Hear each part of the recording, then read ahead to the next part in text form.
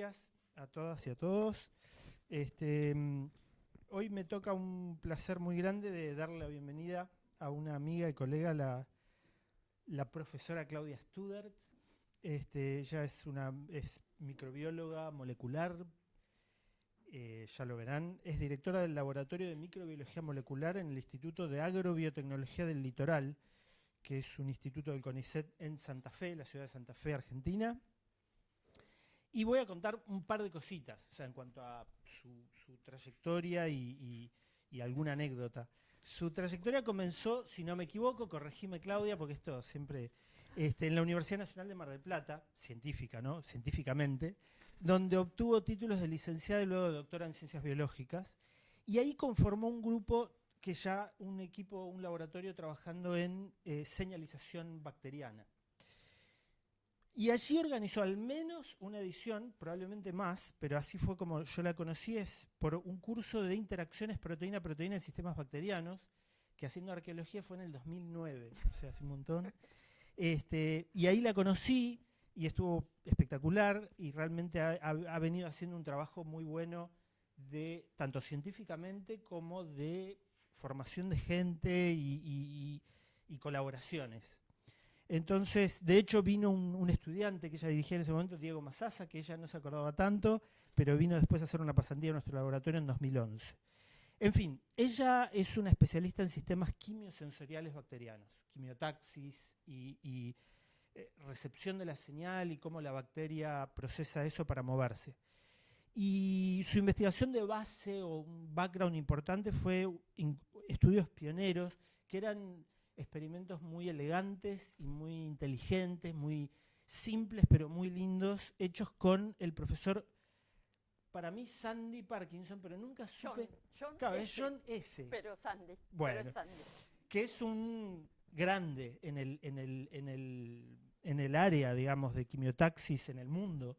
Y ella trabajó ahí en la Universidad de Utah por algunos años y además colaboró después estrechamente con Sandy. Y, por ejemplo, el descubrimiento de los complejos de trímeros de dímeros. Sí, les voy a mostrar de eso. Bien, y bueno, y varias cosas muy importantes en el campo en cuanto a la importancia de HA, HW, todo el sistema de quimiotaxis. En años recientes, y esto para mí es más nuevo, su laboratorio ha innovado en el estudio de bacterias ambientales. Y nos va a hablar de Alomonas titánica, perdón, que fue una cepa aislada en el puerto de Mar del Plata, ¿es así? Está.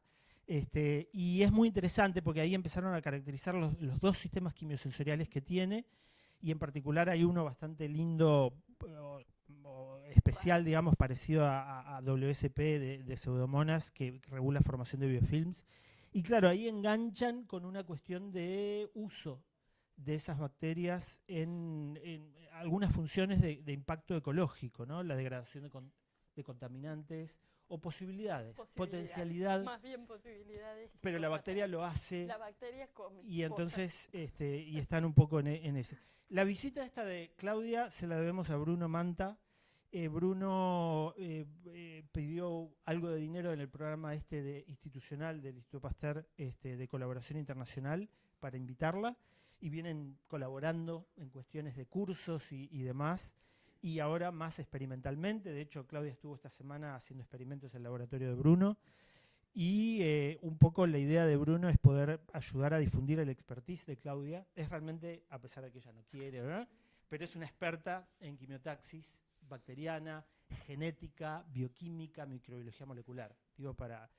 Entonces, estamos realmente muy contentos de tenerla, y seguramente esto implica poder estrechar más la interacción, que en algún punto se había distanciado, y muchísimas gracias por estar. Bueno, muchas gracias a todos, buen día, gracias por venir. Gracias Bruno, gracias Alejandro, bueno, por la presentación exagerada, por supuesto, pero bueno, se ve que aprendió a exagerar Alejandro en estos últimos años.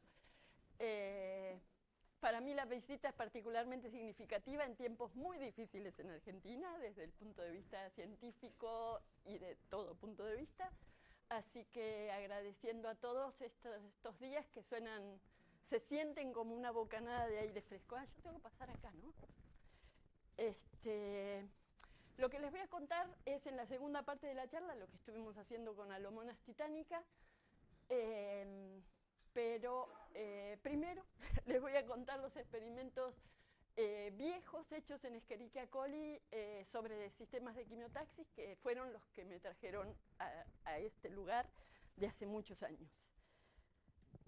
Bueno, Escherichia coli se mueve en el ambiente a través de flagelos peritricos que rotan por un motor, rotan en cualquiera de los dos sentidos. ¿Está mal? Bien. Perfecto. Gracias. Si el motor rota en el sentido de las agujas en contra del sentido de las agujas del reloj, counterclockwise, todos los flagelos forman un manojo de flagelos y impulsan la bacteria hacia adelante, haciendo lo que se llaman corridas. Y si uno o más de los flagelos rota para el otro lado, en sentido clockwise, el manojo se desorganiza y la bacteria hace lo que se denomina un tumbo, que es un cambio abrupto de dirección. Por lo tanto, si no hay ningún estímulo, esto determina una exploración en 3 dimensiones al azar.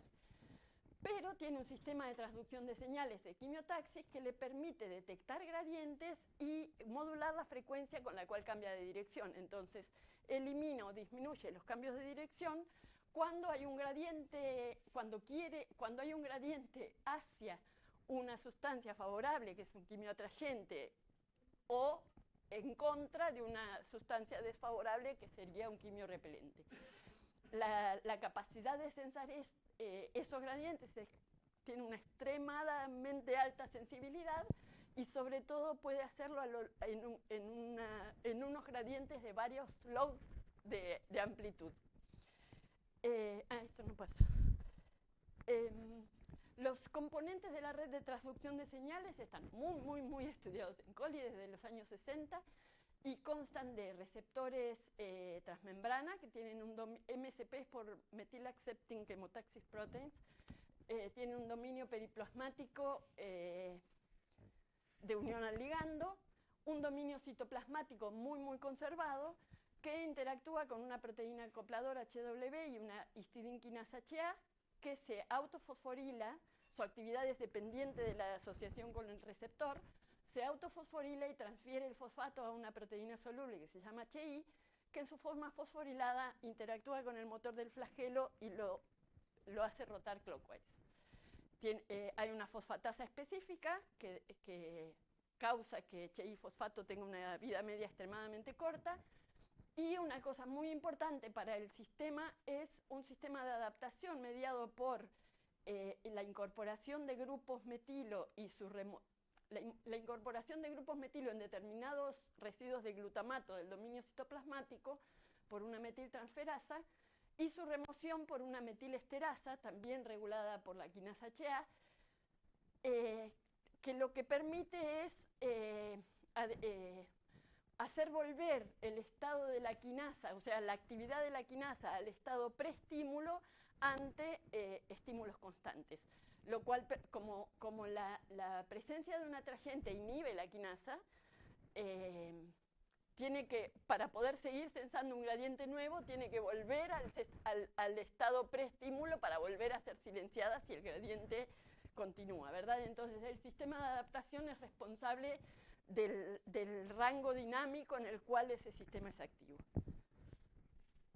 Y todas estas proteínas se localizan en los polos de la célula, en grandes complejos.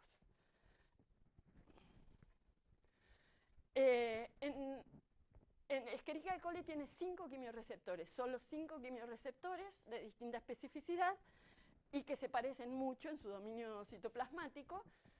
Y en el año 1999 fue cristalizado el dominio citoplasmático del receptor de serina.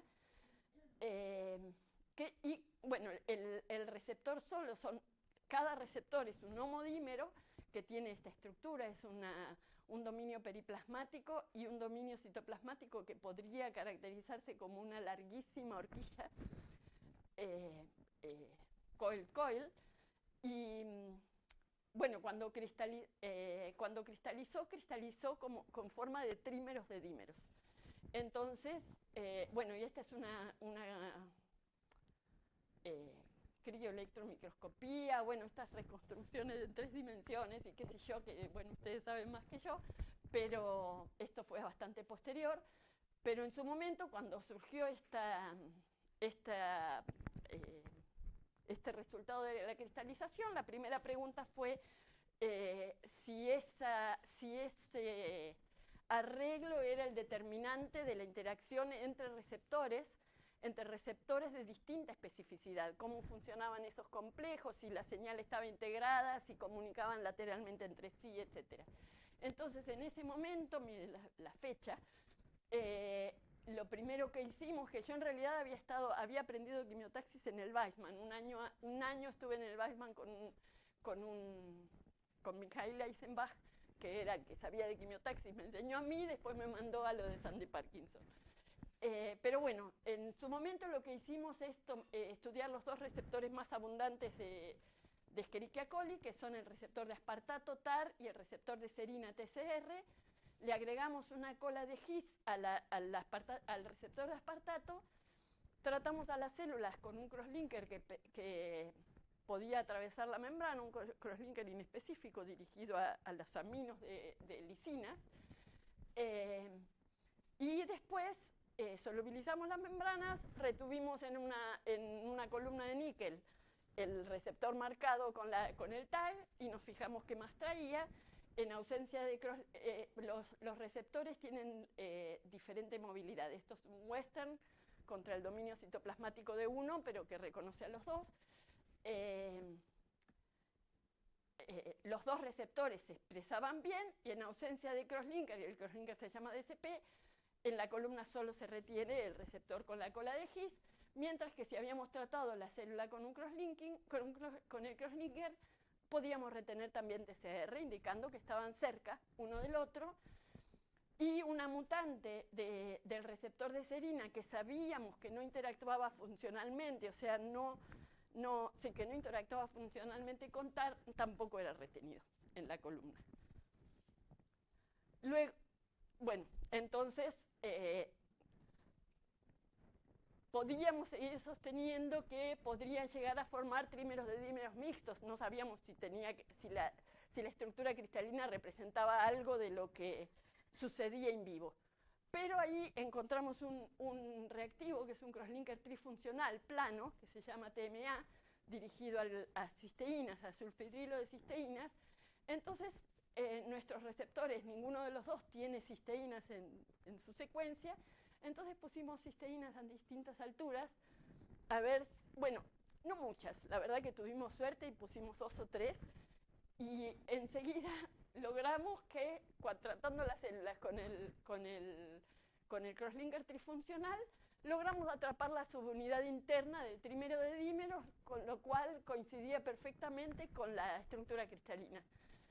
Y si eso podíamos obtener productos de 2 y 3 subunidades, tanto si la cisteína la tenía TAR o si solo la tenía TCR, y si la tenían los 2, obteníamos esto, o sea, la expresión de los 2 receptores. Esto es un gel desnaturalizante, así que es solo un monómero del dímero, ¿no? Porque la otra cisteína no la vemos en el corte, pero está en el monómero externo de cada dímero.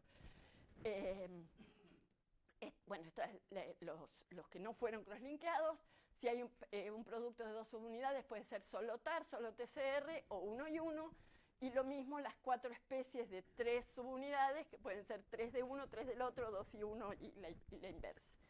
Con lo cual es un resultado muy bonito porque permitía ver que in vivo se correlacionaba la estructura de los receptores con lo que, o por lo menos era consistente con que esa era la estructura in vivo.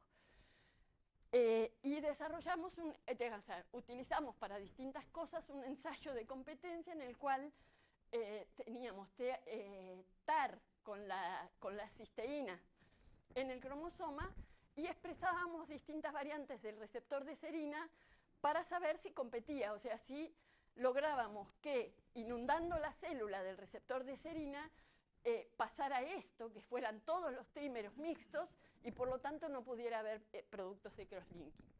Entonces esto es lo que pasa. Este es un mutante, pero también sucede con TCR wild type. Si lo expresamos en forma abundante, desaparece, se ve que la expresión es abundante y que desaparecen los productos de crosslinking del otro receptor porque fue inundado en trímeros mixtos. Mientras que esa mutante tan interesante que teníamos, tan útil sobre todo, bueno, I377P, que sabíamos que no interactuaba, que no era retenida en la columna, etcétera, tampoco competía. Ahí, por esa época también empezó a haber un montón de secuencias de microorganismos, bueno, y de todos los organismos, pero en particular de bacterias. Entonces, como el dominio citoplasmático de los quimiorreceptores es muy conservado, se pudo identificar y comparar rápidamente muchas secuencias de quimiorreceptores, y lo que resultó de la observación de las secuencias es esto. Esta es una representación de la horquilla desplegada, con lo cual la intensidad del gris representa conservación. Entonces, esto representa la punta de la horquilla 36H, serían los receptores de coli. Esta es la zona más conservada, después hay una zona en el medio que no es tan conservada, y la otra parte conservada de los receptores es la parte donde se metilan, que es el tercio superior. Y los aminoácidos en bolitas son los residuos metilables. Entonces, si uno despliega la horquilla de todos los receptores que se encontraban en ese momento, se veía que la parte de señalización quedaba igual, y en lo que diferían eran en héptadas de aminoácidos, a un lado insertadas o delecionadas en forma simétrica, de modo que se pudiera reconstruir horquillas citoplasmáticas de diferentes largos, y demostrando la importancia de la estructura coil-coil, y que coincidiera el dominio de metilación de la horquilla C con la de la horquilla N para que pudieran cumplir su función. A mí esto me gustó particularmente, entonces empecé a toquetear, digamos, la longitud y a ver qué podíamos sacar de eso para ver el mecanismo. Y les voy a contar lo que obtuvimos cuando decidimos hacer porque nos interesaba no solo que pudiera, que tuviera la estructura, sino que fuera funcional, ¿no? Hacer un receptor funcional un poquito diferente. Entonces hicimos un derivado del receptor de serina, al cual le agregamos 2 heptadas más para hacer un receptor 40H en vez de 36H. 40H, 36 se refería al número de heptadas en cada rama de la horquilla, entonces hicimos uno con 20 en cada rama de la horquilla, y nos preguntamos qué pasaba en las células si coexpresábamos un receptor 36 con uno 40, qué pasaba. Si formaba trímeros mixtos, o si formaba complejos mixtos, o si formaba complejos independientes. Acá me faltó aclarar que en esos complejos polares de todas las proteínas, lo que se interpreta actualmente, se empezó a interpretar por esos tiempos, era que los receptores formaban trímeros de dímeros, y en la zona de señalización interactuaban con la proteína HW y la quinasa HA dimérica para formar esos enormes clústeres muy estables, que no es que se organizan ni se desorganizan, sino que están ahí en la célula, como una gran nariz. Entonces, bueno, esa era la pregunta, y lo que hicimos para construir el receptor alargado, este es el receptor de serina. Elegimos un receptor de Pseudomonas putida, un receptor de aminoácidos de Pseudomonas putida, que era de la clase 40H, para no inventar mucho, ¿no? Digamos, nos copiamos exactamente las heptadas extra que tenía ese receptor de aminoácidos de Pseudomonas y se las metimos a TCR. Y probamos si funcionaba. Para probar, la quimiotaxis es una cosa que se prueba muy maravillosamente, sencillamente, que son placas de agar blando que contengan, por ejemplo, algo metabolizable, por ejemplo, serina. En este caso era TB, una mezcla de aminoácidos, pero que contienen serina. Entonces, uno inocula con un escarbadientes, y si es agar blando, si las bacterias se comen la serina, genera un gradiente y se va moviendo. Y a lo largo de varias horas cubre toda la placa. Entonces, teníamos una cepa, por supuesto, de coli sin ningún receptor. Si la transformamos con vector vacío, no se desplaza. Si la transformamos con receptor de serina salvaje, forma el anillo. Y nuestra construcción era esta, que era no funcional, pero la metimos o sea, sacamos el plásmido, lo pusimos en una bacteria que tenía una polimerasa propensa a errores, la volvimos a meter en la bacteria, estriamos en agar blando y salieron burbujas, digamos, de bacterias quimiotácticas de las cuales extrajimos un par de variantes, que estas dos son las que muestro acá, que tienen mutaciones adicionales ahí y ahí, una y una, ¿no? No sé cuál es cuál. Pero bueno, la cuestión es que logramos obtener una variante funcional más larga de TCR y que al igual, esta es la fluorescencia, yo creo que el reportero debe ser CHA o CHR, bueno, cualquiera de las proteínas puede ser de reportero, pero no el receptor, sino otro reportero que sin receptores está por todos lados. Cuando hay receptores se ubica en el polo y nuestras construcciones, tanto la no funcional como las funcionales, se ubicaban en los polos. Entonces hicimos el ensayo de crosslinking, el ensayo de competencia de crosslinking para ver si formaba trímeros mixtos. Si se acuerdan, TAR, o sea, el receptor de aspartato con la cisteína, si el receptor es competidor, desaparecen los productos de crosslinking, que es lo que pasa cuando uno agrega el receptor wild type. El receptor de serina salvaje compite y desaparecen los productos de crosslinking, mientras que si agregábamos cualquiera de las variantes, la no funcional o las funcionales, no desaparecían los productos de crosslinking, con lo cual podíamos descartar que formaran trímeros mixtos. Después hicimos otros experimentos en colaboración con Adi Wagner del Hebrew University. O sea, los hizo alguien de nuestro laboratorio en Jerusalén, y que a través de anisotropía de fluorescencia con una versión del receptor de aspartato que tenía IFP en el carboxilo terminal, si uno agrega TCR, receptor de serina salvaje, disminuye la interacción entre las IFP, mientras que y eso pasa por incorporarse TCR tanto en el trímero como en trímeros vecinos, porque se mete en todo el clúster de receptores del polo. Mientras que nuestra construcción no generaba eso, con lo cual no parecían formar complejos mixtos con el receptor de aspartato. Y finalmente, bueno, la hipótesis que quedaba era que formara complejos independientes y más o menos fue demostrado. O sea, nos creemos que es así.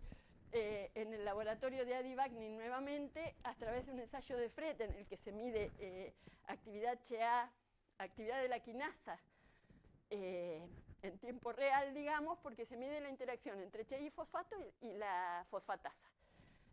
Y eso es... representa la actividad de quinasa. Si no hay quinasa, no hay CHI-fosfato, no hay interacción. Entonces, esos experimentos estaban muy puestos a punto en el laboratorio de Adi Wagner, con lo cual se habían hecho cálculos acerca de que el receptor de aspartato y el receptor de serina, cada uno de ellos controla una fracción mayor del HA que correspondería a la fracción que representa el receptor de aspartato en la población total de receptores o el receptor de serina en la población total, indicando que había una colaboración. En cambio, y eso es lo que se representa en este último gráfico, que cada uno de los receptores, o sea, si uno expresa TCR wild type, la fracción de CHA es mayor a la que corresponde de acuerdo a su nivel de expresión. Mientras que si expresa TCR alargado, eso no sucede. Con lo cual, la conclusión es que forman complejos separados. O sea que deberían ensamblar con CW y CHA la quinasa, en distintos conjuntos polares, polares, suponemos que polares, de receptores. Bueno, y hasta allí Escherichia coli. Seguir, o sea, algunas cosas más hicimos, pero seguir indagando muy finamente en el proceso, en la señalización de TCR, estaba más allá de nuestras posibilidades en Argentina. Entonces volvimos a unas cuestiones más generales de la función de la quimiotaxis, que habíamos empezado años antes también, y la pregunta era, habíamos aislado unas cepas quimiotácticas hacia alcanos en ese momento, dijimos, bueno, vamos a ver quimiotaxis hacia hidrocarburos, y sobre todo cuán importante es la quimiotaxis para la eficiencia de la biodegradación, con una idea de decir, bueno, una cepa para ser buena biorremediadora tiene o no que ser quimiotáctica. La pregunta que nos hacíamos era esa. Entonces fuimos al puerto de Mar del Plata, extrajimos agua y la hicimos crecer con fenantreno como única fuente de carbono. También gasol, pero bueno, finalmente me voy a referir solamente a fenantreno como única fuente de carbono. Y además, una vez de lo que creció, les testeamos quimiotaxis hacia fenantreno y obtuvimos una bacteria que era quimiotáctica. Esta es una placa de hablando como las que les mostré antes, con fenantreno con única fuente de carbono, que bueno, todo lo de los hidrocarburos y su solubilidad y todo eso nos dio muchos dolores de cabeza, pero bueno. Obtuvimos una quimiotáctica. En la secuencia de la RNA 16C se dijo que era del género Alomonas. Y cuando la secuenciamos por completo y pudimos comparar con otras alomonas secuenciadas, pudimos ver que correspondía al mismo género que una cepa que había sido aislada del casco del Titanic, con lo cual tenía ese nombre tan romántico como la Alomonas titanica BH1, y bueno, entonces la nuestra también era Alomonas titanica KHS3, que era la identificación de la cepa. Y bueno, y yendo a los sistemas de quimiosensado, encontramos que en el genoma de Titanica había 2 clústeres enteros de genes muy homólogos a genes de quimiotaxis. Uno de ellos, que llamamos CHE1 o clúster CHE1, muy parecido al que se encuentra en Escherichia coli. Las proteínas tienen el mismo color, la quinasa, la proteína acopladora, bueno, receptores puede haber o no haber en los clústeres de quimiotaxis, los azules son receptores, CHR, la metiltransferasa, HB, la metilesterasa, acá hay otro receptor, pero después está HI, la que se une al flagelo, y la fosfatasa, todos los componentes de la quimiotaxis normal. Y después había otro clúster, también que era claramente un clúster de genes de quimiosensado, pero con varias diferencias, y que al que se parecía más era a un clúster llamado WSP en Pseudomonas aeruginosa, que nuestro clúster tiene una HI, que HI es la proteína que se une al motor del flagelo en coli. El clúster de Pseudomonas ni siquiera tiene ninguna HI, y lo que tiene es una diguanilato ciclasa, que es WSPR, con un dominio receiver que sería el que se fosforila para que se module la actividad de diguanilato ciclasa. Entonces tenía más, o sea, la quinasa, CHR, y bueno, el hecho de tener 2 Ws, 2 acopladoras, había varias cosas que le hacían similar, pero no igual. El receptor, su dominio periplasmático completamente distinto, pero bueno, había varias cosas que lo hacían parecido al clúster WSP de Pseudomonas aeruginosa, y además 25 quimioreceptores en total, lo cual era un plomo, porque nosotros queríamos el receptor de fenantreno. Se nos iba a complicar terriblemente, pero bueno, seguimos adelante. En principio, primero nos preguntamos bien cuál es la función de cada clúster, si bien sospechábamos, pero bueno, lo intentamos comprobar.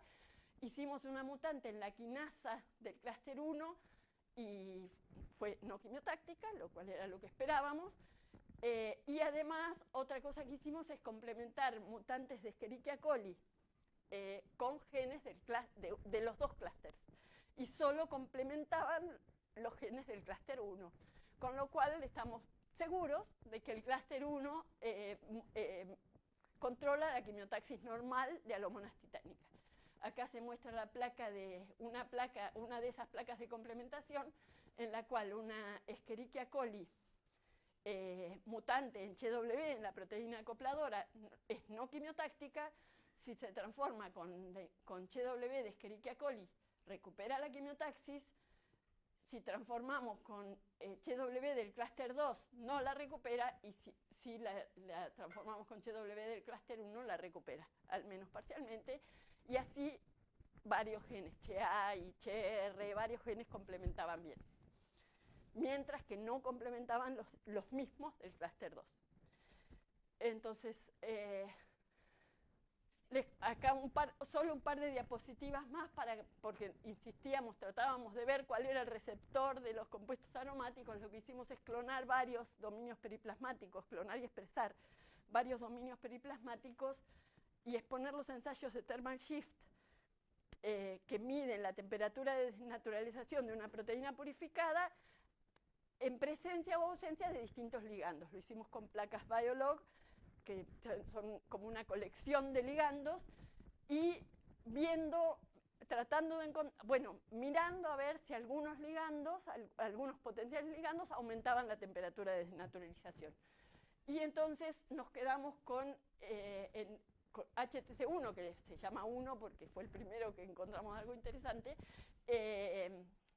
que unía benzoato como un compuesto aromático.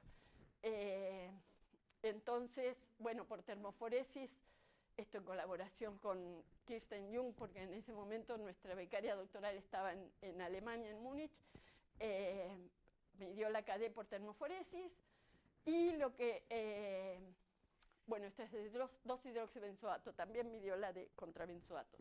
2-hidroxibenzoato, si no me equivoco, es salicilato. Al receptor entero lo expresamos en Escherichia coli, que no tenía ningún receptor, que no come benzoato, por lo tanto no podíamos hacer la placa de que se consuma su propio atrayente, así que hicimos este ensayo, en el cual, que es también una placa de agar blando, en el cual ponemos una gota del compuesto acá.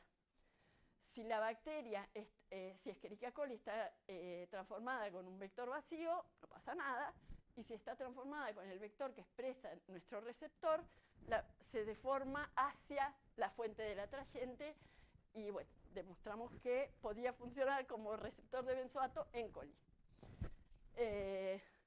Y después hicimos la mutante en alomonas, le sacamos el gen de HTC1 en alomonas, y este es el mismo ensayo que les acabo de describir, pero está levemente organizado distinto. Acá son seis colonias de la bacteria salvaje, y acá hay una gota de etanol, que es el diluyente del benzoato, y una gota de benzoato, y se deforma las colonas, o sea, se son atraídas hacia benzoato. Mientras que en la mutante no sucede. La mutante se llama SF1. No, muy originales para poner los nombres. SF por Santa Fe.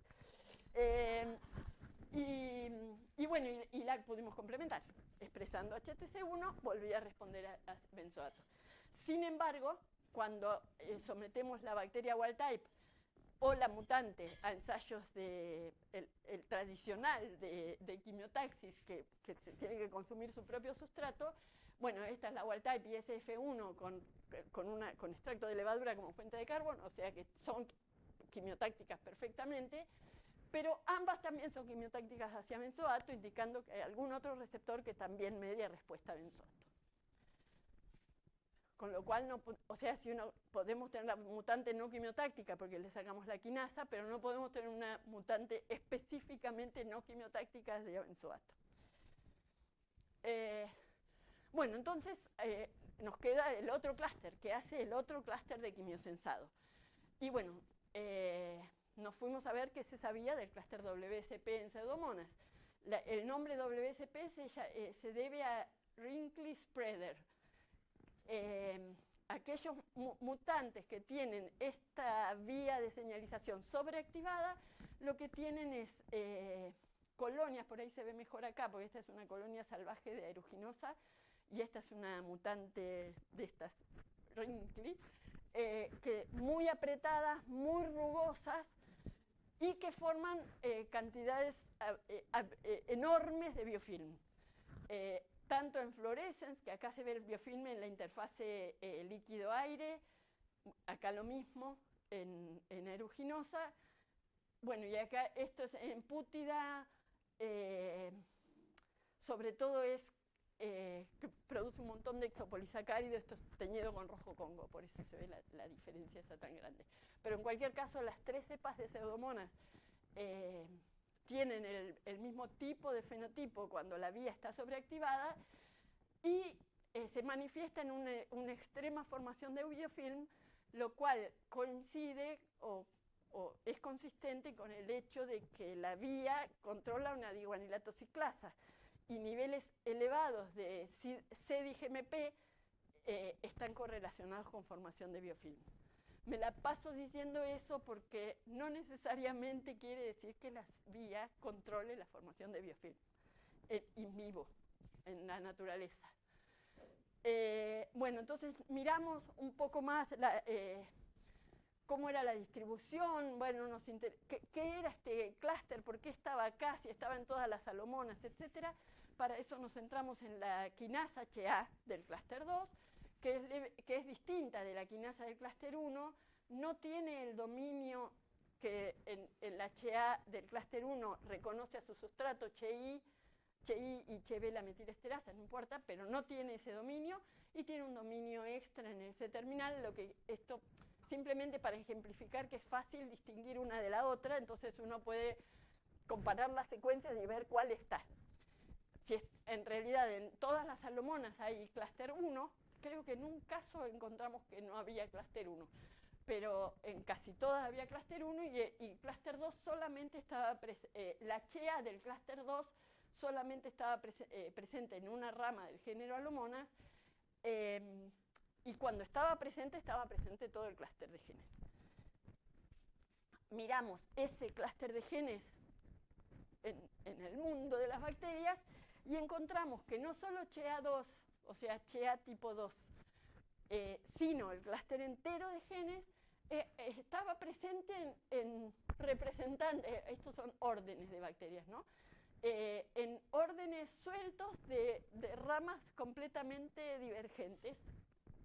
Y eso nada, es simplemente, aún no sabemos qué significa, pero parece haber habido transferencia horizontal o tendrá alguna función particular que desconocemos, pero está presente el clúster ese en grupos distantes de bacterias.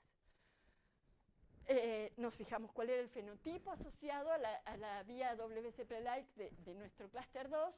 Para eso hicimos 2 mutantes en particular, una interrupción del gen HTC10, que es el quimioreceptor. Esa interrupción suponemos, no pudimos comprobar, pero suponemos tendrá efecto polar sobre todo el operón. Y también hicimos una deleción limpia de la metilesterasa, tratando de emular la mutación que sobreactiva las cepas de Pseudomonas, porque al no estar la metilesterasa, el receptor está sobremetilado y superactivo. Entonces hicimos esas 2 mutantes. Esto es una muestra de que la mutante en la metilesterasa, realmente el receptor está más metilado, porque los receptores metilados corren más. Esto es un western anti el receptor. En la wild type tiene una cierta movilidad, cuando no está la metilesterasa aparecen bandas de mayor movilidad. Bueno, ¿cuál es el efecto en el fenotipo? La interrupción en una placa de agar blando para testear quimiotaxis, la interrupción del clúster 2, no está señalando. La interrupción del clúster 2, la delta HTC10, no afecta, o sea, sacarle el clúster 2 no afecta el comportamiento de quimiotaxis, pero sobreactivarlo sí le afecta a la quimiotaxis, pero le afecta a la quimiotaxis porque le afecta mucho la movilidad. Entonces, quiero decir, no sabemos si afecta a la quimiotaxis, pero afecta mucho la movilidad, con lo cual no puede ser quimiotáctica normalmente. Y también miramos lo de la formación de biofilm. Nuevamente, tanto sacarle o sea, interrumpirle el receptor como sobreactivar la vía, disminuye o aumenta la capacidad de formar biofilm, esto visto por ensayos así de incubarlas quietas, tirar lo planctónico, teñirlo que se queda pegado con cristal violeta y es la cuantificación de eso, o sea, la foto de los tubos y la cuantificación del cristal violeta adherido a las paredes. Entonces, nuevamente, tiene como un fenotipo parecido a lo que le pasa a Pseudomonas. Bueno, y en cuanto al aspecto de las colonias también, quitarle la función no genera un cambio muy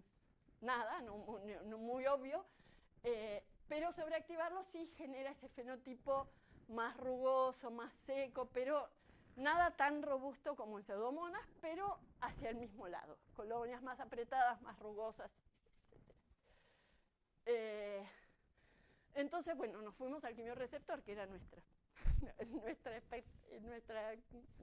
con las cosas con las que más estábamos familiarizados, porque yo les dije que había 25 receptores y solo uno está codificado adentro del clúster 1 y 3 están codificados dentro del clúster. Solo uno dentro del clúster 2, que es el específico, el raro. Y solo 3 dentro del clúster 1, con lo cual después hay otros por cualquier lado. Entonces queríamos saber si había varios candidatos que controlaran el clúster 2. Lo primero que es distinto, que me parece que no se los dije, es que ese receptor es de una familia más larga, familia 40H, con lo cual se supone que esa parte. Entonces comparamos la secuencia de todos los receptores y bueno, todos son 36H, por empezar. Pero además, en cuanto a la región de señalización, hay 11 residuos que están muy conservados en Escherichia coli. En Escherichia coli los 5 receptores son iguales en esos residuos. Y acá, yo no sé si el 100%, pero el 98%, del 1 al 20, el de abajo es TCR, es de coli. Después estos son todos los receptores de alomonas y el de arriba es HTC10, que es el del clúster 2. Todos muestran una alta conservación y el HTC10 están marcados en bolitas rojas, aquellos que tienen un reemplazo completamente distinto, y vieron que acá hay, en esta posición hay fenilalanina, acá hay alanina. Y así, muy distintos el cambio, y en amarillo cambios más conservativos, pero en definitiva de los 11 residuos hay 5 completamente distintos, por lo tanto da la idea de que parece ser ese el único receptor que señaliza por esa vía. También miramos coexpresándolo en coli, si era metilado específicamente por la metiltransferasa del clúster 2, que por otra parte, hice algo que no correspondía. Tengo que... gracias. Por otra parte, algo que no sabemos qué sentido tiene, pero la metiltransferasa del clúster 2 y también la del clúster WCP de Pseudomonas tiene un dominio TPR de repeticiones de tricopéptidos que normalmente están involucrados en interacción proteína-proteína, pero no tenemos la menor idea de para qué, ni nada. Pero bueno, CR1 no tiene ese dominio. Y expresamos el receptor junto a HR1 o HR2, y solo HR2 es capaz de generar productos con mayor movilidad, con lo cual después comprobamos con análisis proteómico que la sobreexpresión de HR2 genera residuos de glutamato metilados en la región que se esperaba obtener. Entonces buscamos ligandos específicos para HTC10 a través de la misma técnica de thermal shift y encontramos que une específicamente derivados de purina como hipoxantina y guanina, con estas constantes de disociación calculadas por ITC en el IBIM en Buenos Aires. Cristalizamos el dominio periplasmático, esto en colaboración con Natalia Lisa del IBR y después tuvimos que recristalizar con selenometionina para hacer faseo experimental. Entonces ahí entró un colaborador del Pasteur de Francia, porque ya a esa altura no lo podíamos hacer más nosotros. El dominio periplasmático tiene una estructura de doble caché o doble PDC, que es una estructura muy frecuente en quimiorreceptores, no en los de coli, pero no, ni en el receptor del clúster WSP de pseudomonas, pero sí frecuente en quimiorreceptores, y lo cristalizamos unido a guanina. Identificamos los residuos involucrados en la unión a guanina, y cuando los mutamos, esta es una muestra de cuando mutamos los 5 residuos, pierde la estabilización por thermal shift por agregarle guanina. Y yo creo que ya estoy terminando, espero no haberme pasado demasiado en el tiempo. En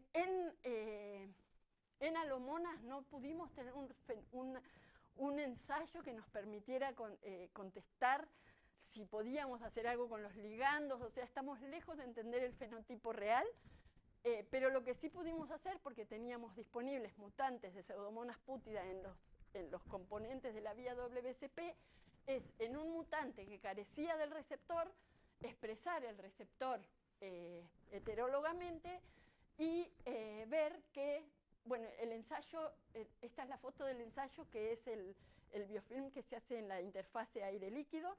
Se agrega metanol para deshidratarlo y después se tiñe con cristal violeta y se cuantifica. Entonces esta es la foto de cómo queda el tubo después de que el biofilm se queda pegado en el tubo, y esta es la cuantificación por cristal violeta. Entonces, con la presencia nada más del receptor en esa cepa mutante que no tenía el receptor nativo, aumenta la formación de biofilm y aumenta aún más en presencia de hipoxantina y de guanina,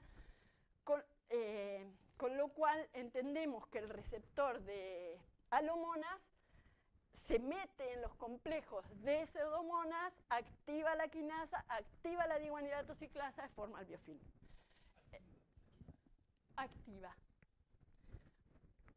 Debería activar la quinasa, o sea, no está estudiado exactamente cómo es la activación de la diguanilato ciclasa,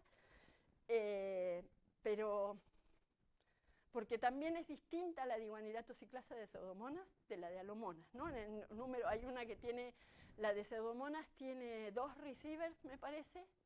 Sí, bueno, creo que tiene 2 receivers, y la nuestra, la de alomonas, tiene un HPT y 2 receivers. O sea que no se sabe eso, qué hay, qué salto de fosfatos hay para terminar en actividad de diguanilato ciclasa aumentada, pero bueno, lo que vemos acá es compatible con que se activó, porque lo que sabemos es que se forma más biofilm cuando hay más diguanilato cíclico. Entonces, suponemos que se activó. Y esto no lo vemos en mutantes que no tienen la quinasa, o sea, no es una cosa por otra vía, que nosotros expresamos HTC10 y es por otra vía. Depende de una vía activa WSP en pseudomonas. Creo que hasta ahí los resultados para mostrarles. Las conclusiones de esta parte sería que el clúster 2 otra vez. ¿Qué era? Menú. Acá.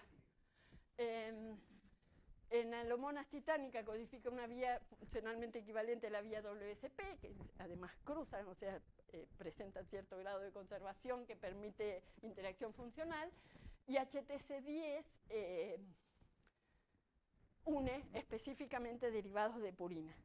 Una cosa que no les conté es que la vía WSP no tiene ligandos descriptos. De hecho, lo que se cree, lo que se ha descrito es como que, o sea, lo que se conoce más son los mutantes constitutivamente activos, porque no está la metilesterasa o porque está la metiltransferasa sobreexpresada, etc. Y lo que no es constitutivo, lo único que hay es que se activan respuestas a superficies. Y no depende eso del dominio periplasmático. Y bueno, yo no me lo creo, o sea, no me lo termino de creer porque no justifica un sistema de señalización que requiera adaptación, que requiera una modulación de la respuesta a lo largo de varios órdenes de magnitud, que es lo que media el sistema de metilación. Entonces, bueno, eso es lo observado, pero no sabemos la función in vivo, la función real. Y entonces esto es lo que para mí queda abierto, y no sé quién lo responderá, porque me parece que yo no.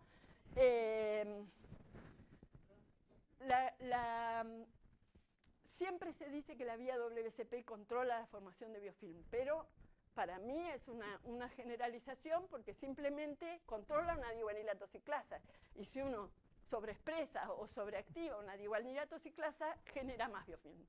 Entonces, no quiere decir que in vivo corrija eso.